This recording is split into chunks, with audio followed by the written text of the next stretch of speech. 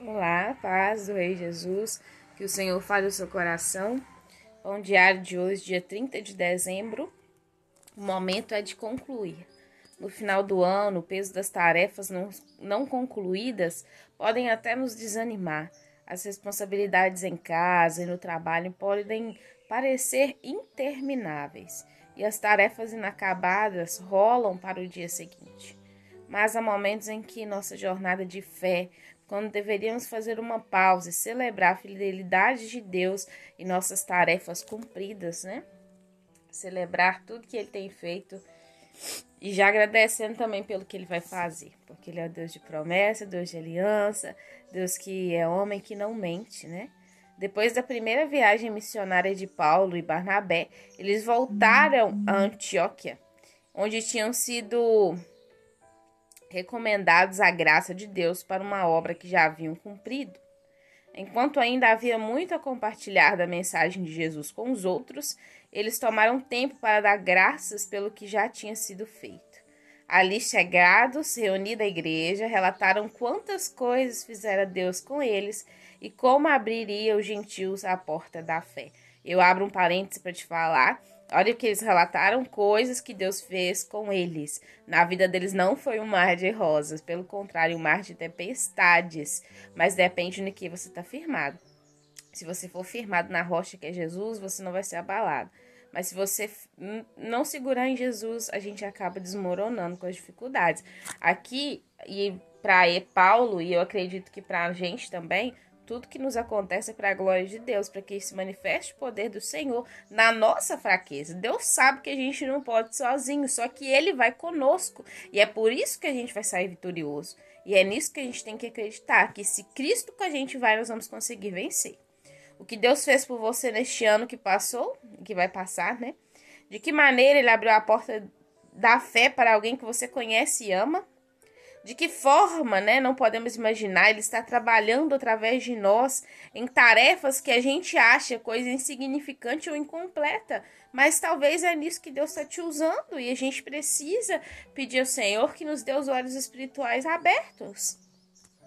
Quando nos sentimos dolorosamente conscientes de nossas tarefas inacabadas em servir ao Senhor, não nos esqueçamos de agradecer pelas maneiras como Ele tem trabalhado por meio de nós. Regozijar-se sobre o que Deus fez por sua graça, prepare o cenário para o que está por vir. Quando você se alegra, celebra por tudo que Deus fez, você está se preparando para o que está por vir, né? Dê graças ao Senhor por tudo que tem realizado em você e através de você. Né? Não é só em você que Deus pensa, Deus também quer te usar para alcançar outras pessoas. E hoje eu até tive um sonho com uma pessoa que estava com um problema e eu ficava preocupada com a minha vida. E às vezes a gente é assim, né? Às vezes Deus quer nos usar para ajudar outros, e quando for a nossa dor, Deus vai vir diretamente a nós, porque a gente ajudou e socorreu, estendeu a mão para alguém que estava caído. Mas às vezes a gente não estende a mão, e isso é muito perigoso, porque nós estamos vivendo o egocentrismo e somos egoístas, onde o eu sou o foco, nem Deus mais é. E às vezes até as coisas boas nos afastaram. A nossa adoração talvez não tenha passado de sequidão, né? E palavras repetidas. Nós precisamos pedir que o Senhor nos encha mais dele. Atos 14, 21 diz: navegaram para Antioquia, onde tinha sido recomendada a graça de Deus para a obra que havia já se cumprido. Nós precisamos entender que a graça de Deus nos alcança. E que você peça sempre sabedoria, porque Davi falava: Senhor, eu vou ser vitorioso nessa guerra. Se eu não for, então me fala. E o Senhor falava, e quando era para ir para a guerra, Davi ia, quando não era para ir, ele não ia. Ele consultava a voz de Deus. Consulte a voz de Deus nos mínimos detalhes da sua vida, porque às vezes você fica com medo porque você não tem ouvido a voz de Deus. Mas quando ele te falar, né, você vai conseguir saber que vai dar certo. Ou se não for para você também, às vezes não é a resposta que a gente quer. Deus vai te mandar não falar, você quer falar. Deus pode te mandar ir para um lugar que você não quer ir. Você também pode ficar com medo, porque você não sabe. Mas é sempre a decisão, mas normalmente, que vem de Deus para nós, vem guiada, a gente vem sentir paz nela. Peça a Deus sabedoria para governar a sua vida, para que você possa viver os planos e os projetos dele, sabe? Quando Deus diz: eu aqui sei os pensamentos que eu tenho a seu respeito, pensamentos de paz, não de mal, para te dar o fim que você deseja. Eu acredito que muito na nossa vida, como diz o hino da Sara Beatriz, o maior vilão somos nós mesmos, que a gente não para ouvir a voz de Deus. A gente não para tudo para escutar o Senhor falar, para ouvir o que Ele quer, né?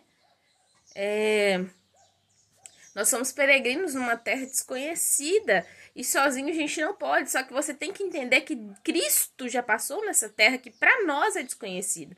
Já passou todas as aflições e lutas que a gente ainda não passou. Talvez você ache que você passou algumas dificuldades, porque Cristo diz que nós seremos participantes não só da sua glória, que é o lugar que Ele foi preparar para nós, mas também dos seus sofrimentos. E para a gente poder alcançar isso, a gente vai passar dificuldades, mas Cristo já passou esse caminho aqui nesse mundo. Já viveu, já sofreu, foi homem de dores, que soube o que é padecer. E Ele por isso conhece a nossa dor e é por isso que a gente pode se identificar, pode clamar, pode buscar. É por isso que o Senhor diz, vinde a mim, você que está cansado, sobrecarregado, oprimido, e eu vos aliviarei.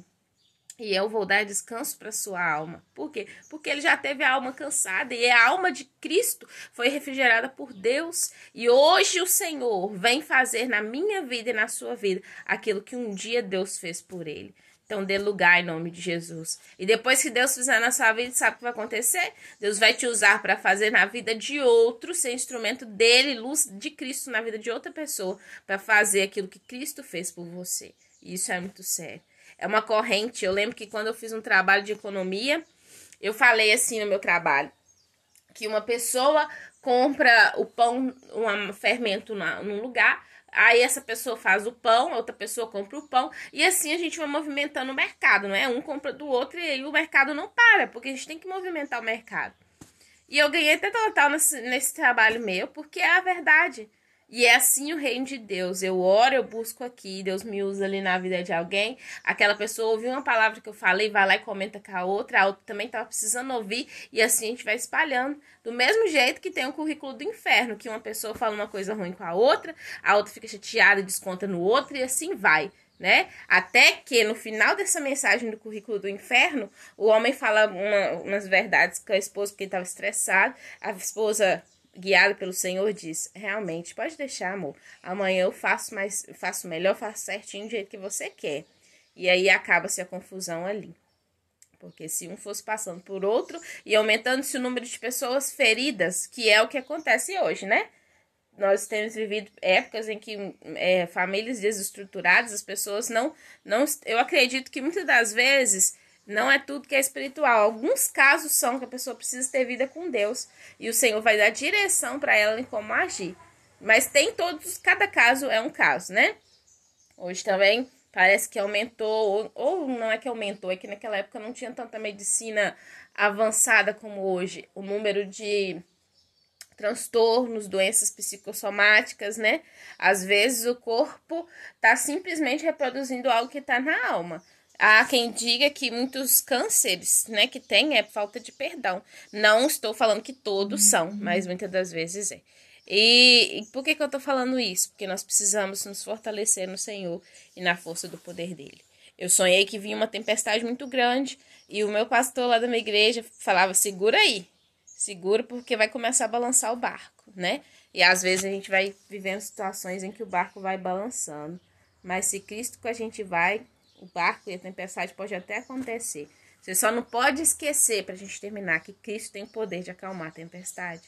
O problema todo não é quando a gente passa a luta, é quando a gente esquece que Cristo tem o poder de acalmar a tempestade da nossa vida e no nosso interior.